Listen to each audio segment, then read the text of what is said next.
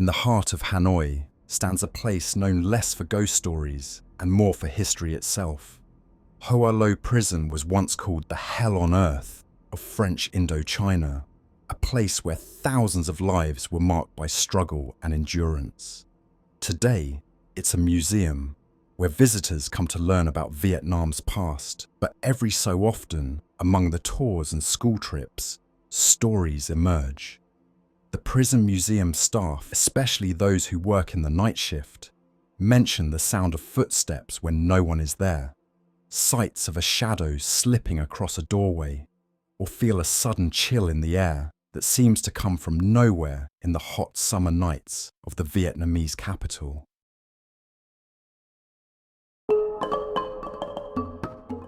Hoa Lo Prison was built in the late 19th century, during the years when Vietnam was under French colonial rule.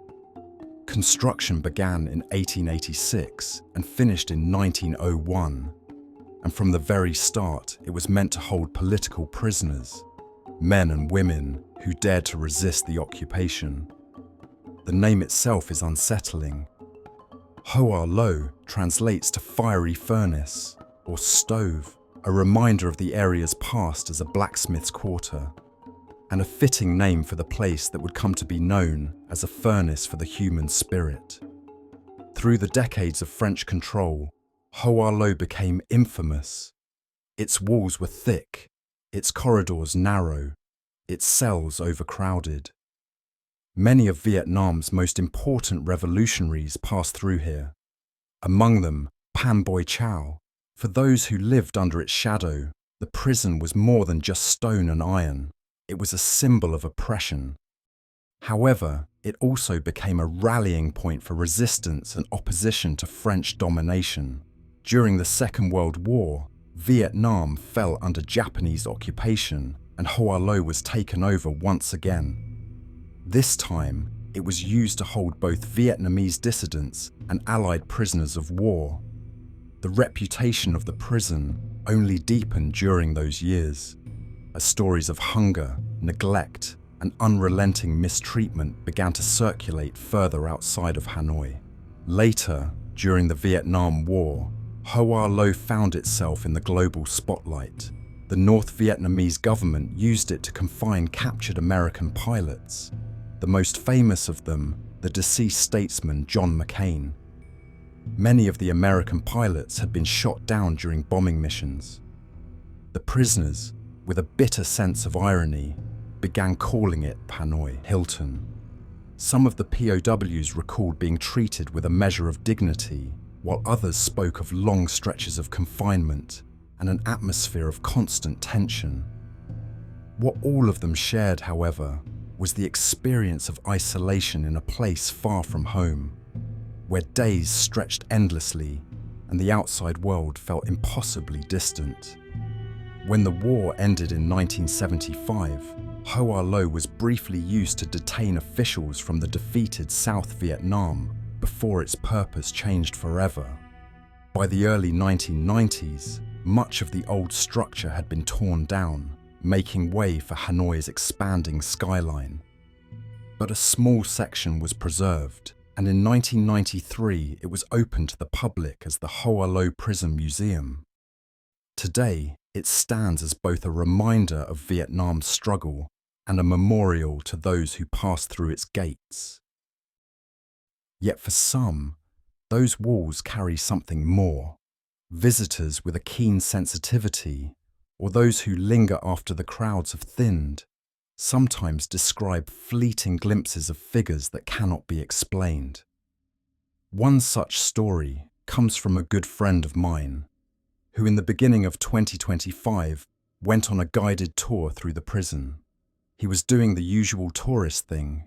He had his phone in hand, taking pictures of the cells and iron bars, walking the same paths as countless prisoners once did while listening to a tour guide.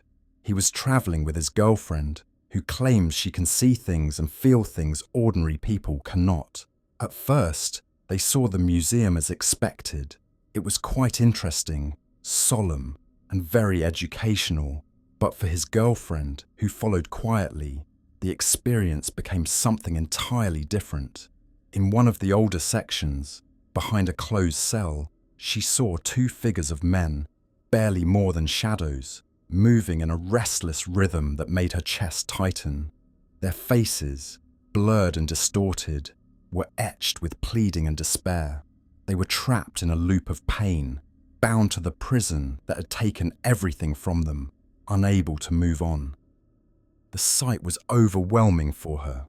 She felt their sorrow pressing against her mind, a weight that made her head throb and her eyes sting. For a moment, she wanted to look away, but she simply could not. Their suffering demanded acknowledgement. They wanted to communicate with her and tell their misfortunes. She sensed that they had died under conditions so cruel, so unfair, that they had been denied the rights that would allow their spirits to find peace. The grief she felt was not her own, yet it struck her as though it were, raw and unrelenting. Even after leaving the prison, the memory lingered.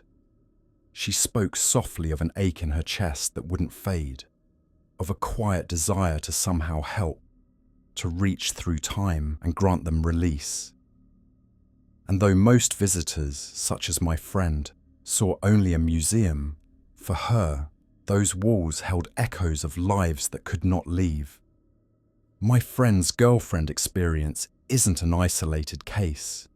Various guests to Hoa Lo Prison have announced hearing unexplained sounds and voices reverberating through the passages.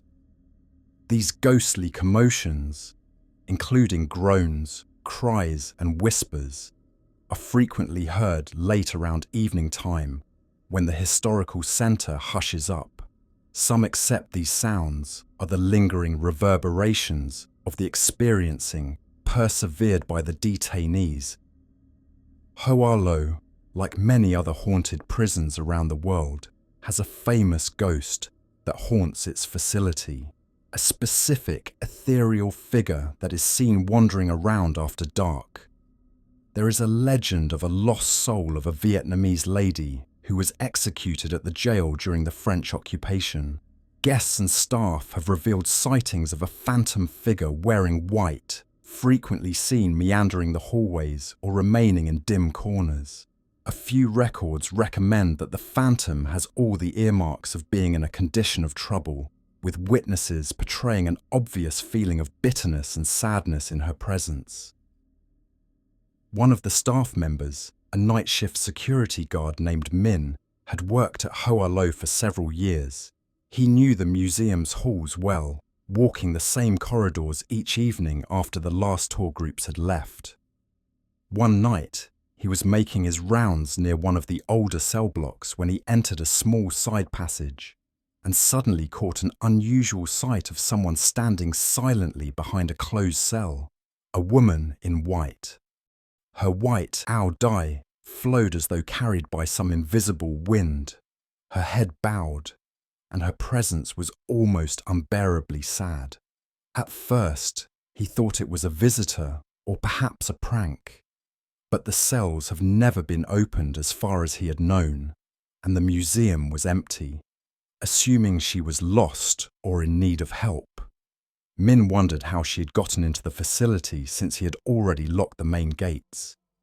Waving his arm to attract her attention, the guard was shocked to see her suddenly vanish into thin air. Already on edge, he had immediately resolved to call for the assistance of a local unit.